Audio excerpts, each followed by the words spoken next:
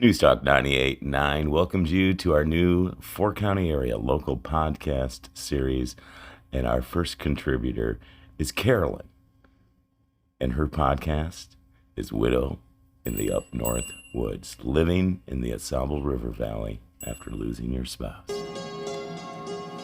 There's an old saying that says, you can't see the forest for the trees. Being a widow's like that. You get lost in the details of it and lose perspective on the bigger issues. And the bigger issue is, how are you going to handle the next 30 years? I'm pretty determined to figure out how to make the next 30 years the best years of my life. Hello, I'm Carolyn, and I'm a widow. It does kind of sound like an Alcoholics Anonymous introduction. That one word says it all. Widow. I was once part of something bigger than myself. I was a significant other, I was a partner, and now I'm not. Maybe we should start a Widows Anonymous group and have meetings. But kidding aside, these podcasts are just meant to be a form of encouragement. They're not a number of steps. They won't tell you how to move through the grief. There won't be lists of things that you must do. These podcasts are just my stories. And through these stories, I hope that you can feel a little less alone, a little stronger. Know that you're enough and that your situation is unique. Most of all, remember that you're allowed to do things your way. So here's episode 6. It's titled, Feed It to the Dog. I'm unable to cook for just one. I've been cooking and planning meals and serving meals for 45 years. But grocery shopping and cooking for one is harder than it is for a crowd of family and friends. I received a lot of flowers from coworkers and family and friends when my husband passed away, but the most thoughtful gift I received was a basket with crackers and cheese and fruit. It's hard to remember to eat. I'm not really hungry. I don't even remember the last time I was truly hungry. I don't remember the last time I really enjoyed having a meal. I've been planning, cooking, and serving meals for 45 years. When my children were young and money was tight, we had a lot of noodles and rice. When my husband started to lose weight, I cooked everything I possibly could imagine that he'd like to eat. I focused on high-calorie, high-protein meals. I baked cookies, pies, and cakes, everything I could think of that he might like. But only the dog and I gained weight. Looking back, he probably had pancreatic cancer for years, but the doctors never investigated his weight loss. He was diagnosed just 10 days before he died. So, how do you cook for just one person? I remember how hard it was going from feeding 3 teenage boys to just my husband and myself. Luckily, when we lived downstate, the kids lived nearby, and whenever they stopped by, they shopped in the pantry or freezer and were always sent home with leftovers from the fridge. Up north, my pantry and freezers are overflowing. So when my husband died, instead of cooking, I'd go to the freezer and see what I could find. I'd never been very good at labeling things, so many meals were a mystery. But by the time they were defrosted, I often ended up throwing them out or feeding them to the dog. She really is getting fat.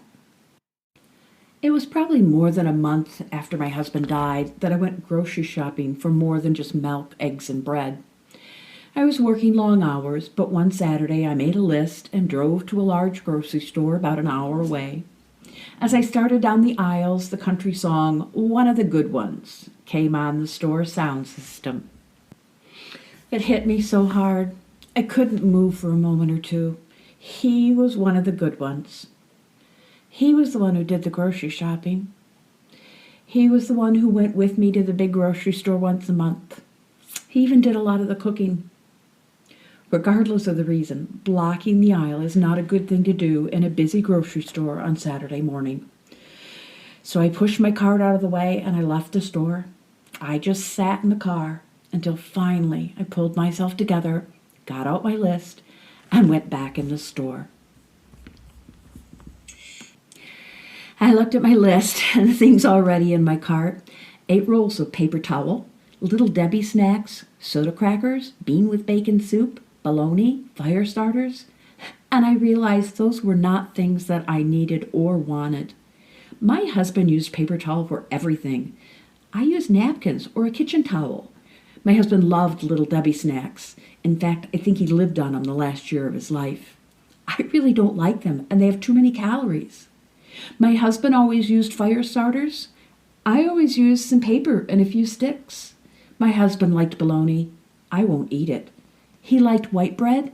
I like whole grain. He liked soda crackers. I like oyster crackers in my soup. My husband did almost all the grocery shopping our entire marriage. I never complained about what he bought, and I never gave much thought to what I liked. In tears again, I went back through the aisles and put almost everything back. I was tempted to just leave and give up, but I'd driven all that way to shop at a big grocery store. So I started again. I told myself, you can have anything you want. You don't even have to buy the generic brand if you don't want to. I didn't know what I wanted. 45 years of considering others, their likes and dislikes, the cost of everything when feeding a family of 6, it was hard to figure out what I wanted and what I liked. I'd been living off leftovers in the freezer. I hadn't cooked in almost 2 months, and I'd been eating what I could find around the house. I knew I needed to eat more fruits and vegetables. A bag of apples, a bunch of bananas, strawberries, blueberries, a cauliflower, a bunch of broccoli, carrots, lettuce, spinach, a bag of potatoes, all went in my cart. Next stop, the deli counter. Some sliced turkey breast, maybe? Some roast beef would be nice. I got my number, and while I was waiting my turn, I fell apart again. Because I looked in my cart and I realized I only need 2, maybe 3 bananas, not a bunch. I'd never eat a bag of apples before they turn mushy.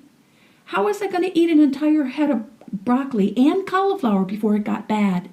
Spinach and lettuce? One or the other, but I'd never finish both. A bag of potatoes? I only needed 3 or 4. Then they called my number at the deli. I ordered a pound of turkey breast and a pound of roast beef, and then I decided to go back to the produce section. I put the bananas back and got just 2. I put the broccoli and the cauliflower back. I put back the spinach but kept the lettuce. I started to put back a bag of apples and realized it was actually cheaper to buy the whole darn bag and let them go mushy than to just buy 4 apples. Same with the potatoes. Then I realized what I'd done at the deli counter. A pound of turkey? A pound of roast beef? I was too embarrassed to give them back and to ask the clerk to give me just a 1/4 pound of each. I'd just eat sandwiches for breakfast, lunch, and dinner for a while.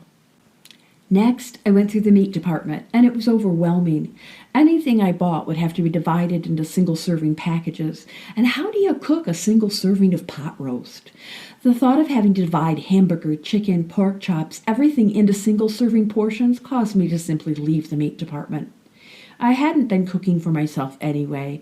Maybe I'd find something easier in the frozen food section. I've never bought much frozen food other than frozen vegetables that usually get thrown out rather than used. Nothing looked appealing.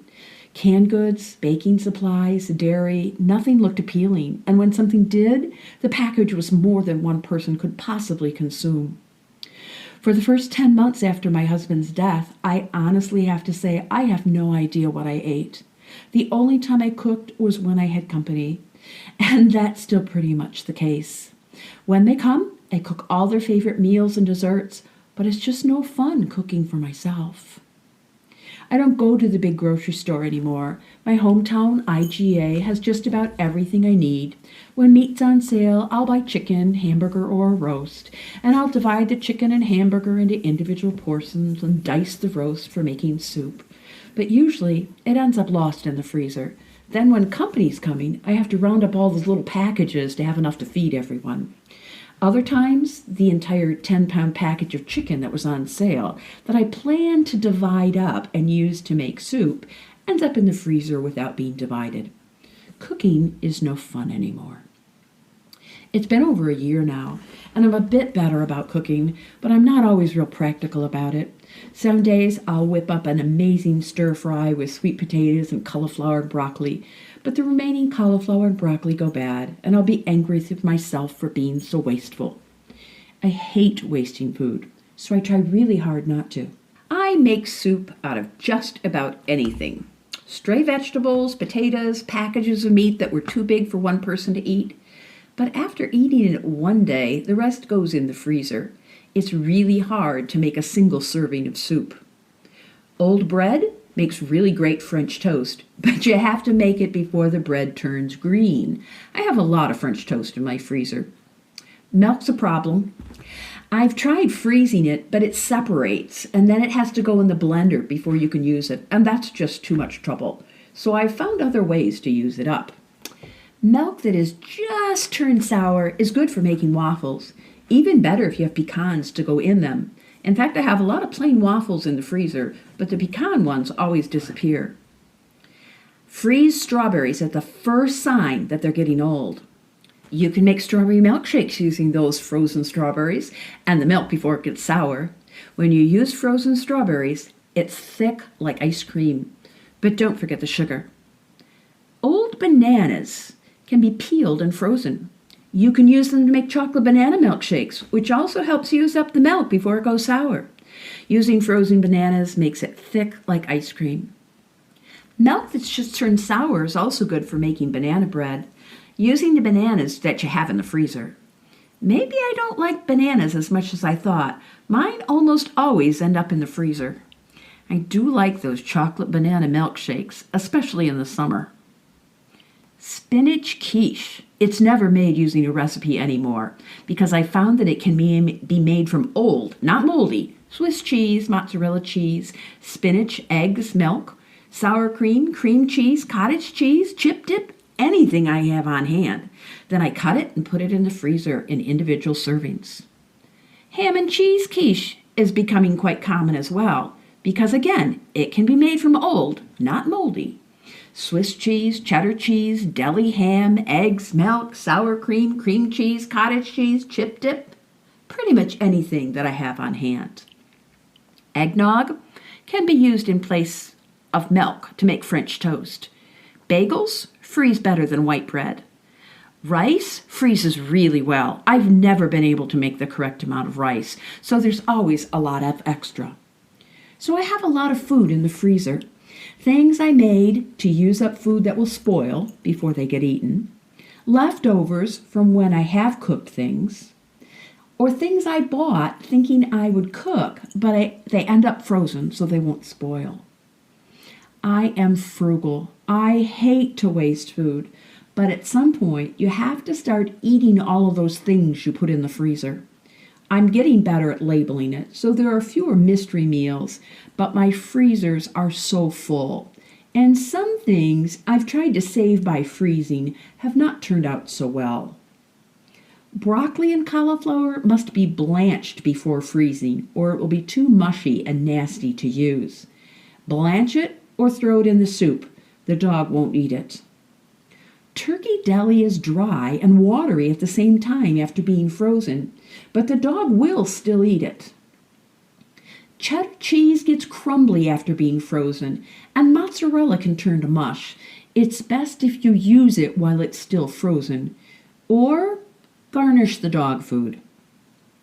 A container of Sloppy Joe looks about the same as a container of spaghetti sauce. Cooked hamburger looks a lot like spicy sausage, so remember to label things. Bread gets dried out, but when the ice in the bag defrosts, it gets mushy. The dog won't eat it, but the birds and the squirrels will.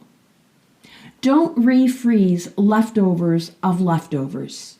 Feed them to the dog. She will eat almost anything. And ending on a positive note, store-bought or homemade. Muffins, brownies, cookies, cake, and pie from the freezer can be zapped in the microwave for immediate consumption. There's no need to feed it to the dog.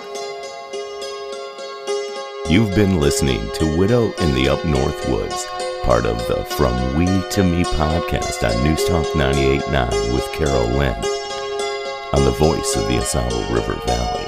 If you have an idea for a local podcast or video show that interests you, at no cost, we will produce that for you. Just send us your concept by emailing office@newstalk989.org.